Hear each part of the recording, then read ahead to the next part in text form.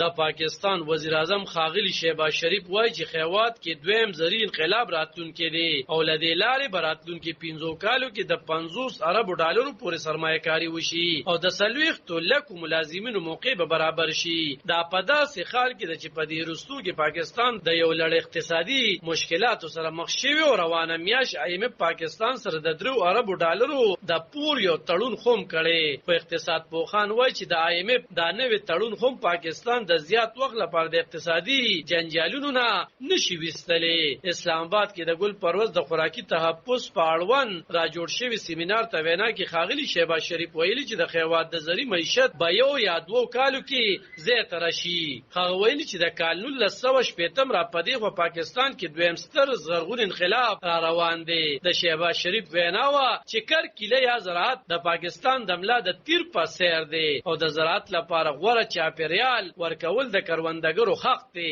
ځکه حکومت به کروندګرو ته هر ممکن وسیله ورکوي. 13 میاشت د پاکستان حکومت د مل د معاشي بحاله قومي منصوبه وړاندې کړې و چې د هغې لمحه به خیوات کې بهرنۍ سرمایه گذاري ته وده ورکول شي او د لړ کې د پرتو خاندانو د لری کول لپاره ځانګړي د سرمایه کاري د اسانتیاو کونسل هم جوړ کړل شوی وو. حکومت داوا کړی دا چې دا منصوبه کله په کال 2015 کې سر ته ورسیږي نو پاکستان به د $1 ټریلیون اقتصاد جوړ شي. خو هغه وخت میډیا سره خبرو کې خبريال ناصر داوود ویلی وو چې په پاکستان کې وخت په وخت حکومتونو داسې خوایي منصوبې مخې ته راوړي خو وروسته بیا دا منصوبې یوازې په کاغذونو کې پاتې شوي او څه نتیجه نه ده ورکړې. د یادونې وړ ده چې په 12 اگست شهباز شریف د حکومت آئینی موده سر ته رسیږي خو د کورنو چارو وزیر رانا ثناء الله 13 ورځ ویلي چې کېدې شي حکومت په 11 اگست خپل موده پای ته ورسوي او د نوې سره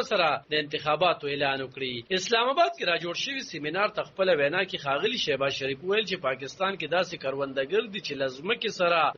زرغونوي او کوچري دوی ته د فصلونو مناسب نرخونه ترلاسه کیږي نو په شوق سره به مهنت کوي او خیوات کې به د غنمو او پنبې پیداوار سیوا کیږي. د وزیر اعظم وینا و چې د زری انقلاب لپاره صحتمند تخمونه خسره او د دوايانو ورکړه د حکومت فرض او عصري ټکنالوژي د وخت ضرورت دی. هغه ویلي چې د فصلونو د جعلي دوايانو لامل کروندګرو ته زیان رسیږي او کوچري پسې ول عدالتونو کې د جعلي دوايانو فیصله نکېږي نو بیا د دې د مخې نیولو لپاره پوځي قانون مې ترورل پکار دی. نو موړي ول چې د زرغون پاکستان نظر د پاکستان د پولیس سرلښکر جنرال عاصم منیر وړاندې کړي او حکومت او ټول ادارې اوس دې ته چمتو دي چې د زرغون پاکستان لاره خیوات په خپو درېږي. علب خان شیرپو دلبر نیوز 400